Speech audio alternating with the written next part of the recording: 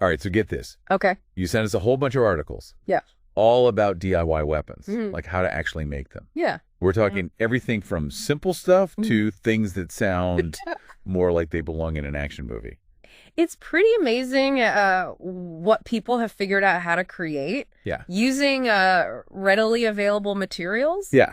We're going to cover a range of these homemade weapons. Okay. Looking at not only how they are made, but also their potential effectiveness and historical use. So it looks like you're interested in the practicality of it all. Right. But also the bigger picture. Yeah. Why were these things used? And what does their modern resurgence tell us? Exactly. We'll delve into the techniques. Yeah. But also consider the historical and societal context surrounding these DIY weapons. So to kick things off, several sources discuss tools and weapons. Right. Made from stone, bone, and antler. Yeah. I mean, that takes us way back to the basics, right? It really does. Yeah. It speaks to our ancestors' resourcefulness and their deep connection to the natural world. Yeah. They were using what they had available to survive and thrive.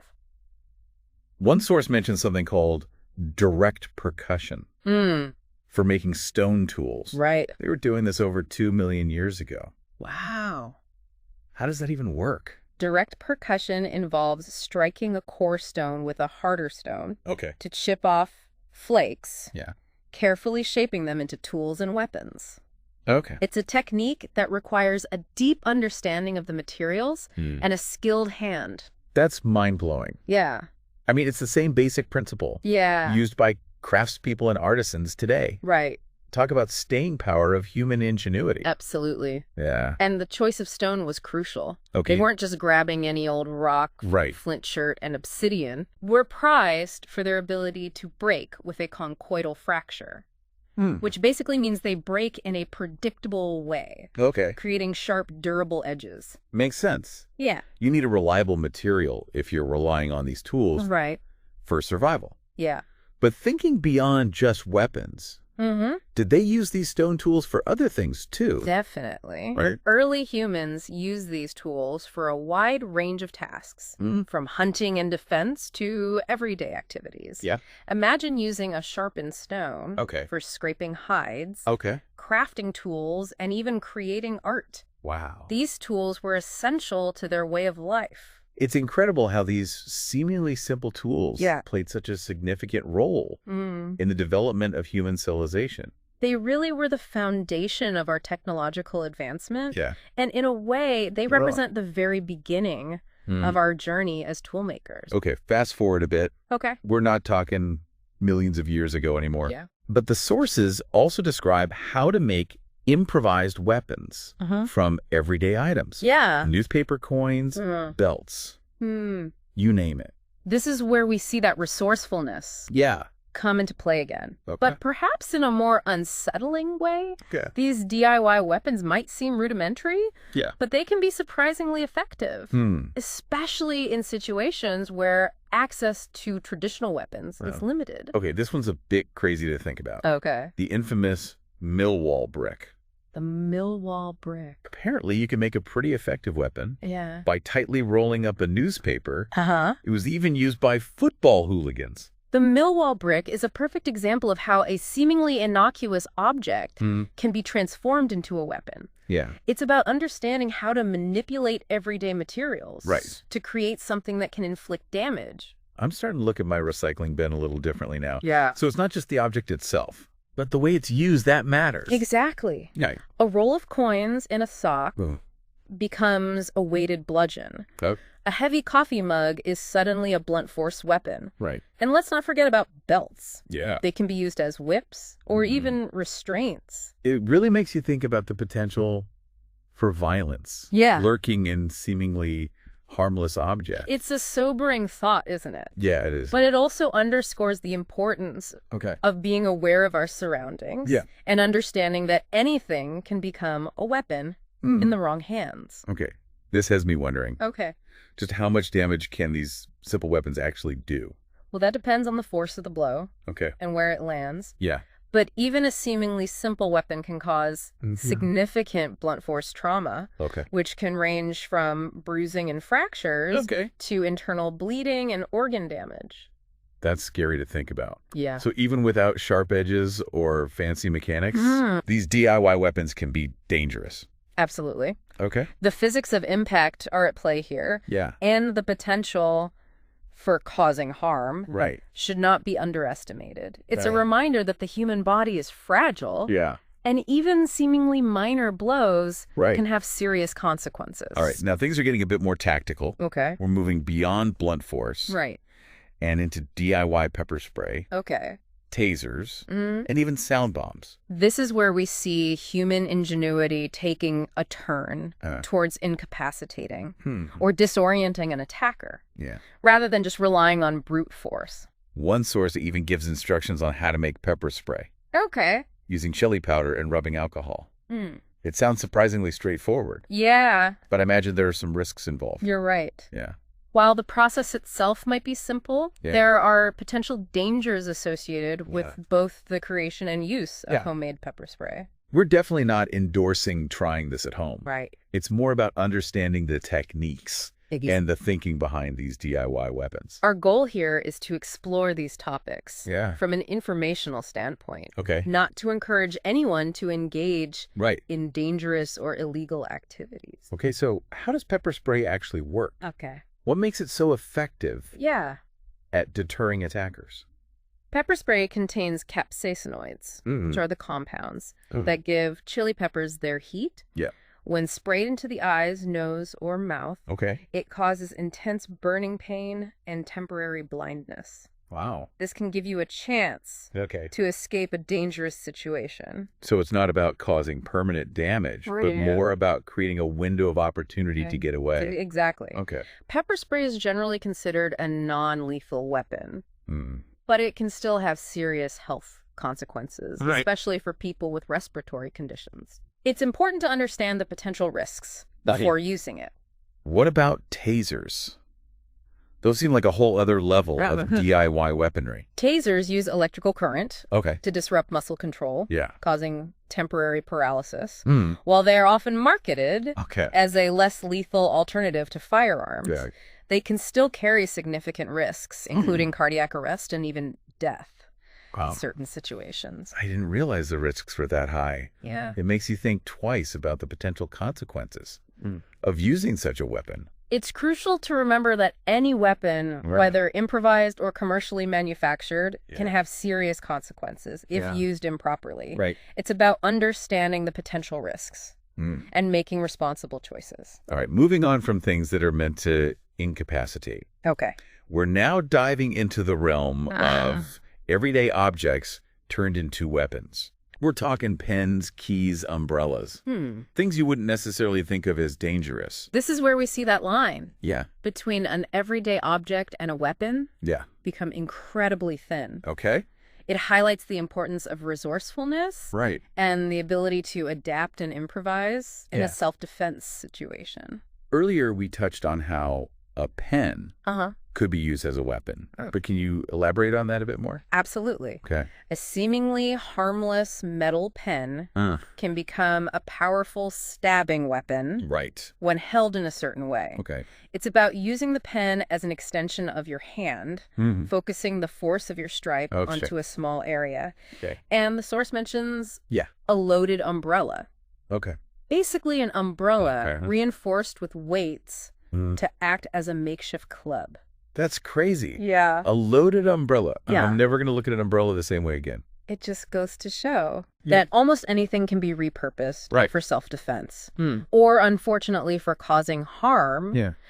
It's a reminder to be aware of our surroundings and the potential dangers that exist, even in seemingly harmless objects. Okay, before we move on to even more elaborate DIY weapons, I'm curious. Yeah. What's the most surprising or unexpected improvised weapon? That's a tough one. Oh. But I think the use of cooking spray as a self-defense tool really stood out. Okay. It's not a weapon Yeah. in the traditional sense, Right. but the element of surprise and the temporary blindness it can cause could potentially give someone the upper hand in a dangerous situation. Cooking spray. That's brilliant. It is. It really highlights how thinking outside the box can be crucial Right. in a self-defense scenario. Exactly. Yeah. Sometimes the most effective weapon is the one your attacker least expects. It's about using your environment Yeah. and whatever is available to your advantage. All right. I think we've covered enough of the basics for now. Okay. Next up, we're diving into the more elaborate and potentially dangerous DIY weapons. Uh-huh. Get ready. All right. Because things are about to get wild. I'm ready. Okay. Let's delve into the more complex side of DIY weaponry and explore the implications of these creations. Yeah. Welcome back. All right. We just finished talking about turning everyday items into weapons. Right. Ready to see what happens when people get even more creative with their DIY arsenals? Absolutely. Let's dive into these more complex contraptions. What do we have next? Well, we've got some intriguing sources on the humble slingshot. Slingshot. Something you might associate more with childhood pranks than serious weaponry. A slingshot. Yeah. Yeah. I remember launching acorns at unsuspecting squirrels as a kid. But I guess those aren't exactly standard slingshot ammo. Huh. Not quite. Okay. The sources mention ball bearings, Okay. marbles, even pebbles as potential projectiles. Okay. And when you consider the force, a slingshot can generate those seemingly harmless objects can become quite dangerous. I'm starting to understand why we're not just chucking rocks by hand here. Right. What makes a slingshot so much more powerful? It's all about the leverage and the mechanics of the design. Okay. Those elastic bands store potential energy. Yeah. And when you release the pouch, that energy is transferred to the projectile. It's like amplifying your throwing power, giving the projectile much greater force and accuracy. So it's not just about brute strength, but also about understanding how to harness energy and direct it towards a target. Exactly. That makes the slingshot a surprisingly effective weapon, even though it's relatively simple to make. Exactly. The simplicity is part of its appeal, both historically and in modern contexts. And the sources mention them being used for everything, from hunting small game to self-defense. Speaking of self-defense, one source describes a weapon called a kubotan. Kubotan? I'm not even sure I'm pronouncing that right. You got it right, let alone know what it is. A kubotan is basically a small cylindrical rod, often made of metal or hard plastic. It's often attached to a keychain. Okay. So it looks pretty unassuming. So it's like a secret weapon disguised as a keychain. In a way, yes. Okay. The source even mentions that it can be mistaken for a harmless pen. Okay. But when used correctly, a kubotan can be used to deliver powerful strikes to an attacker's vulnerable areas. So it's more about precision and technique. Exactly right. Brute force. It's not about swinging wildly, but rather about targeted strikes to pressure points, joints, or soft tissue areas. Okay. It's a tool that takes training and practice to use effectively. It sounds almost like something you'd see in a martial arts movie. Yeah. But thinking about the other weapons we've talked about, how does the kubotan compare to something like a Millwall brick or even a spiked bat? It's definitely a more subtle weapon, relying on leverage and technique rather than brute force trauma. But in the right hands, it can be incredibly effective for self-defense. And its small size and portability make it easy to carry discreetly. That portability is definitely a plus when it comes to self-defense. Okay, let's move on to something that sounds a little more exotic. Throwing stars. I've always been fascinated by those. But I always figured they were mostly a movie thing. Throwing stars, also known as shurikens, definitely have that cinematic appeal. They're often associated with ninjas and martial arts films. But they have a real history that extends beyond Hollywood. So are they actually effective weapons? Or is that mostly hype? Well, like any weapon, their effectiveness depends on a number of factors.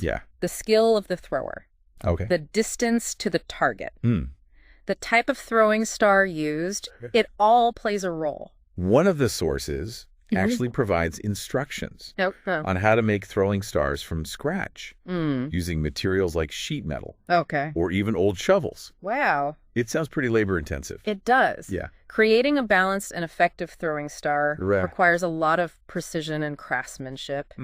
And the sources emphasize the importance of using proper tools and safety gear during the process. Safety first always.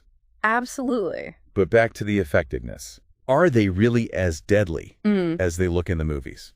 Their lethality is often exaggerated in popular media. Right. Historically, throwing stars were likely used more as tools of distraction or as a last resort in close combat rather than as primary weapons. So maybe not the instant kill weapons they're often portrayed as, but still fascinating tools with a rich history. Exactly.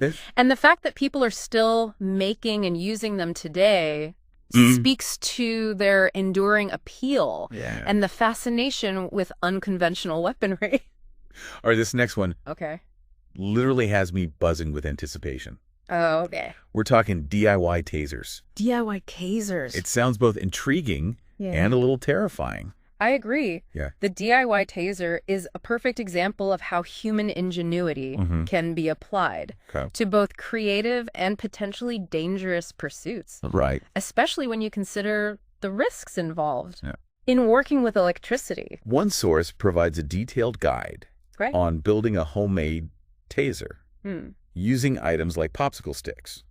Nails, a high-voltage transformer, and even old laptop charger shells. Wow. It's amazing what people can come up with. It really is. Yeah. But it also highlights the importance of understanding the potential dangers of working with electricity. Yeah. One wrong move could lead to a serious shock or even worse. No kidding. Yeah.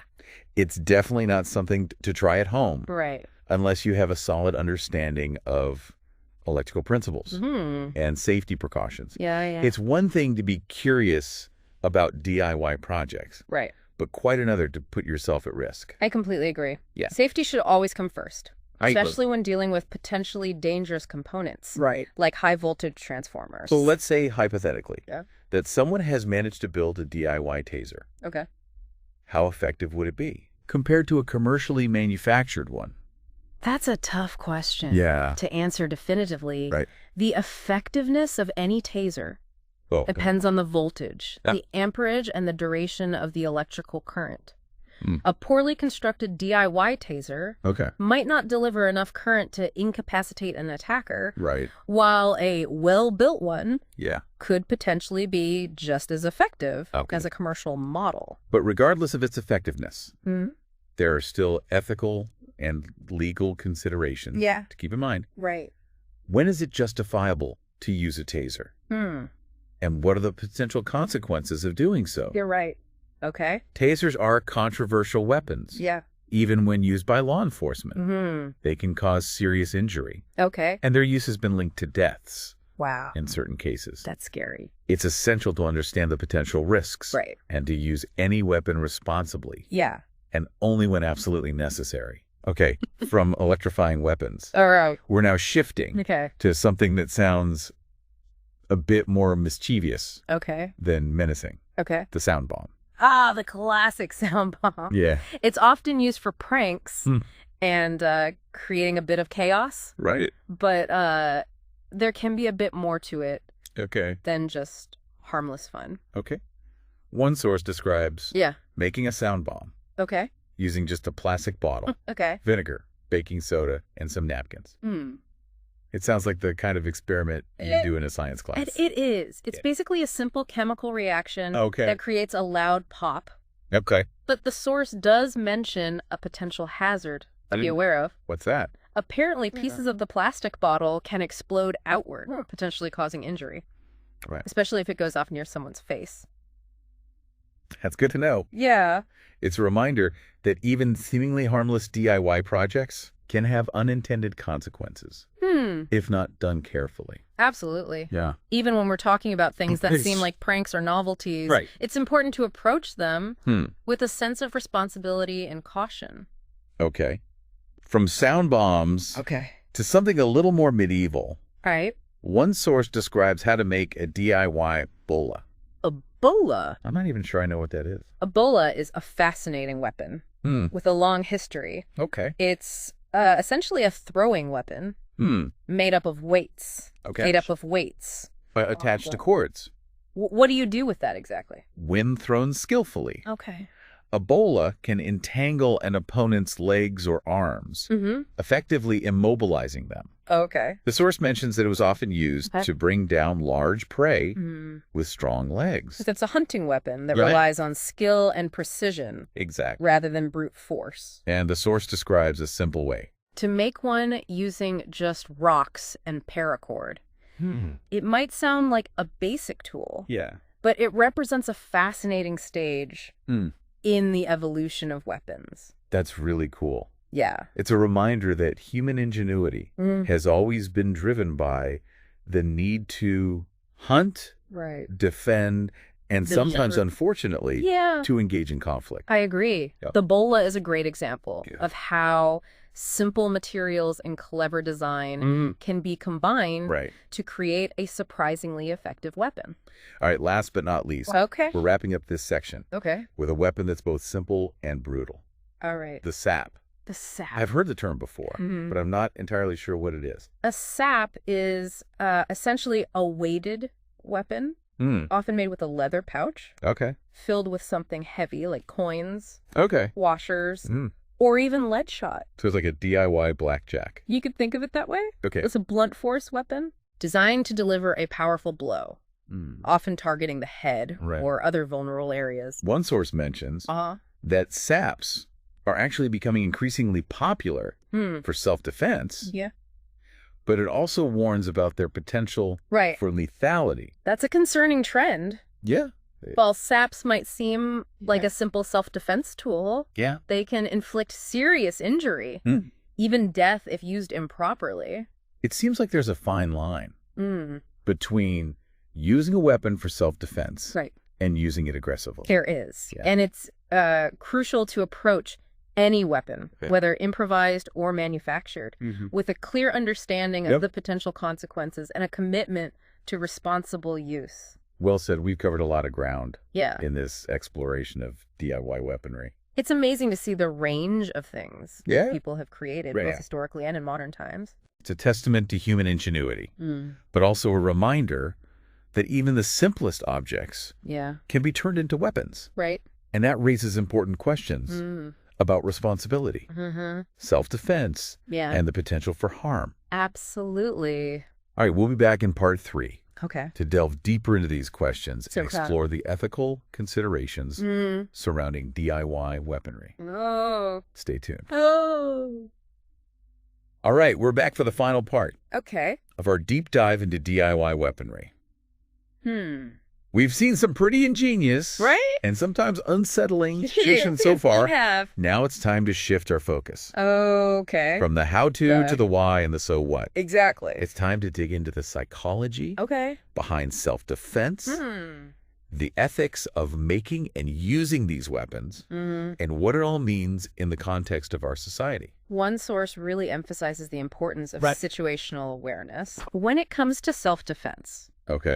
Being aware of your surroundings, potential threats and escape routes can often prevent a dangerous situation altogether. So it's not just about reacting to a threat, but about proactively avoiding danger in the first place. Exactly. It's about being alert and using your senses to assess your environment. Sometimes simply being aware of your surroundings can deter a potential attacker. That makes a lot of sense. Yeah. It's about making yourself a less appealing target. And recognizing potential dangers before they escalate.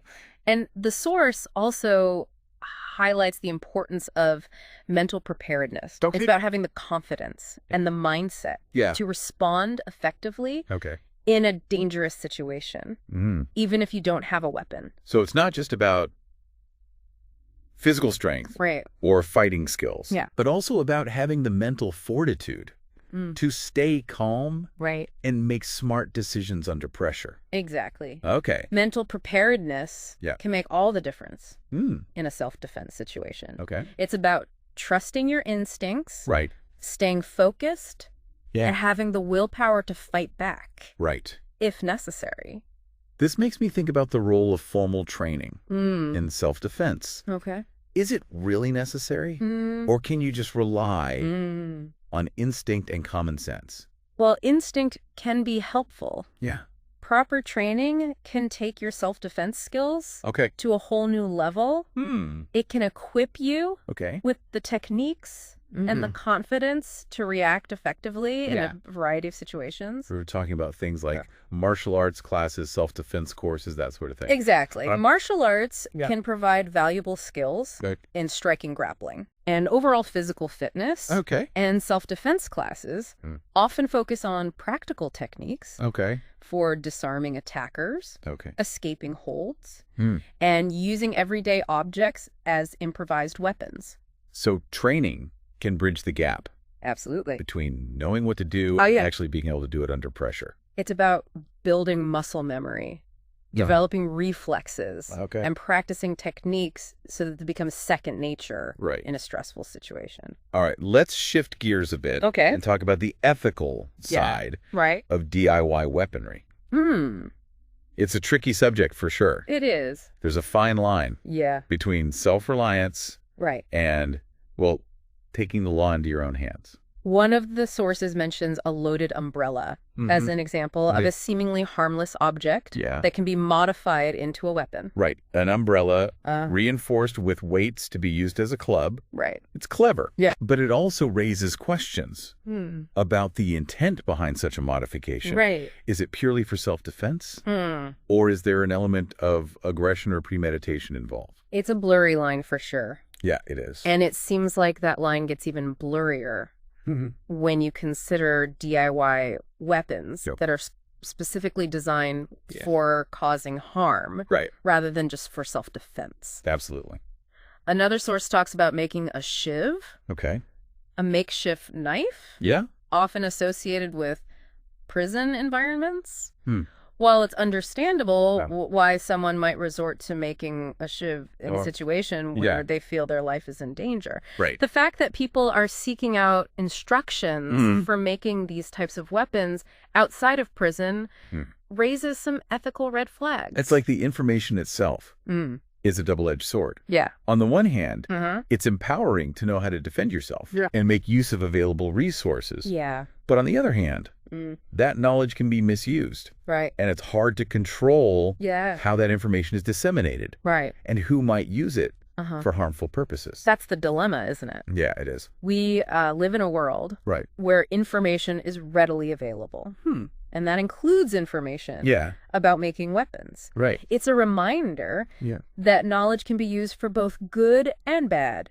And it's up to each individual to use that knowledge responsibly. So how do we reconcile this tension between self-reliance and the potential for harm? That's the million-dollar question. Yeah. It's a complex issue with no easy answers. Right. But I think it starts with open and honest conversations about these topics. Yeah. We need to talk about the ethics of weapon making, the importance of responsible use, and the need to find alternatives to violence whenever possible. We need to remember that self-defense is ultimately about protecting ourselves and others from harm. Right. Not about inflicting harm on others. Exactly. It's about de-escalation, conflict resolution, and using force only as a last resort. And it's about recognizing that violence is never the answer. Yeah. And that there are always other options available. Okay, so as we wrap up this deep dive, I'm left with a lot to think about. Yeah. It's been fascinating to explore the world of DIY weaponry. Right. But it's also been a sobering reminder of the human capacity for both ingenuity and violence. I agree. It's a topic that raises a lot of important questions.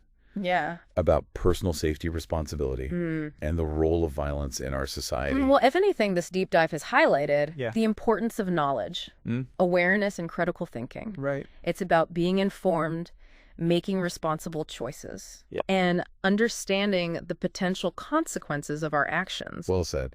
It's about being proactive rather than reactive. Right. It's about being prepared, right, but also about seeking peaceful solutions. Yeah. Whenever possible. Thank you so much for joining us on this journey. My pleasure. We hope you've learned something new. Yeah. Maybe even seen the world a little differently. And most importantly, we hope you'll continue to explore these topics, to ask questions, and to engage in thoughtful discussions about self-defense responsibility and the complex relationship between humans and violence. Until next time, stay safe, stay informed, and stay curious.